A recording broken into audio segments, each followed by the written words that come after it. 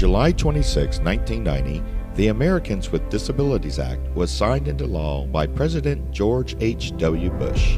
This landmark civil rights legislation was meant to increase access and opportunity for people with disabilities across community life. Steve Grammer, who was born with cerebral palsy, was just 10 years old when the ADA was signed into law, and he remembers what life was like for people who were living with disabilities at the time.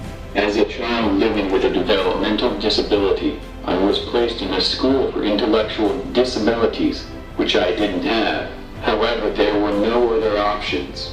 At that time, all disabilities were grouped together, and people generally didn't recognize the difference between an intellectual disability and a developmental disability, so the children were not educated properly.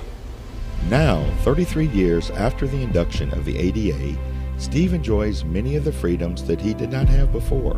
However, there is still work to do. Under the ADA, people with disabilities are entitled to live in the least restrictive environment possible.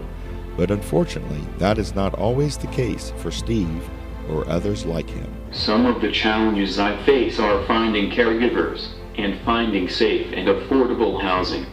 It is my desire to remain living in the community, which is my ADA right.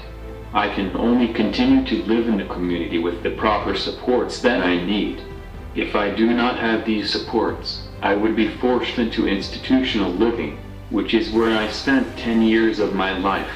Steve enjoys doing the same things that most people do. Things like living in and interacting within his community, going to places where he needs and wants to go at his convenience, and having the everyday freedoms to make choices that aren't limited to bureaucratic restrictions. Steve admits that life has gotten better for people with disabilities under the ADA. However, he still insists there is much work yet to be done in order for people with disabilities to have a life like yours.